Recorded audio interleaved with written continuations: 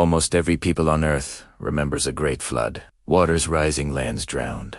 Survivors floating on rafts, boats, or mountaintops. The Bible tells of Noah. The Sumerians tell of Utanapishtim. The Maya tell of canoes on endless seas. The Lakota remember a time when the world was covered in water and reborn from it. But what if this wasn't just heavy rain or melting ice? What if the flood was caused by a shattered moon? Look up at the night sky.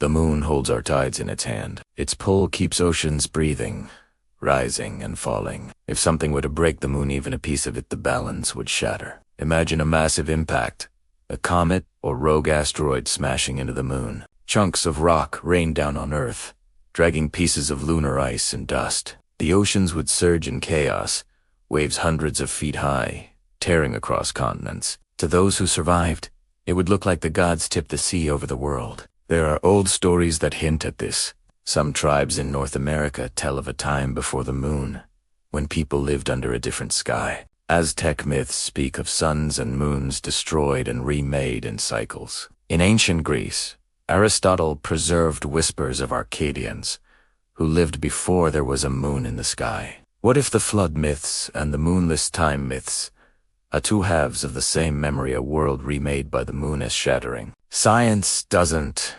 dismiss it completely. Craters on Earth show evidence of bombardments around 12,000 years ago. Some researchers tie these to sudden climate change, mass extinctions, and yes, if a piece of the moon cracked and rained down, glaciers would melt, seas would rise, and skies would darken. Survivors would see it as wrath, as judgment, as a flood that wiped the slate clean. From a native view, the moon isn't just a rock, it's a grandmother, a timekeeper, a guardian of rhythms. If she cracked, it would mean more than physics. It would mean the breaking of cycles. Plants would lose their signals. Animals would lose their patterns. Humans would lose the thread of seasons. The flood then wasn't only water. It was the drowning of time itself. Picture it. A night when the moon swelled with light, fractured, and spilled across the sky.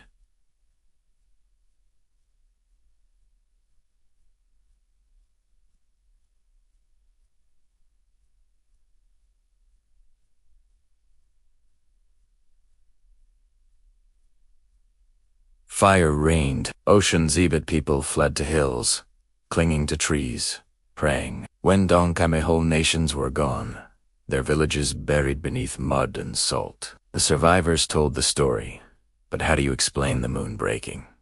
Easier to sigh, the waters rose. The gods punished. The flood came, and maybe the shattered moon wasn't an accident. Maybe it was intentional. What if a cosmic force, a visitor, or even an ancient intelligence used the moon as a lever, striking it to reset Earth, to end one age and begin another? The flood myths might not be warnings of nature, but records of intervention. Today, when we look at the moon, we see scars, seas of basalt pockmarks from impacts. What if one of those isn't ancient, but catastrophic in human memory? What if the crack that caused the flood is still etched across her face, staring at us every full moon? If the flood was caused by a shattered moon, then our myths aren't the exaggerations.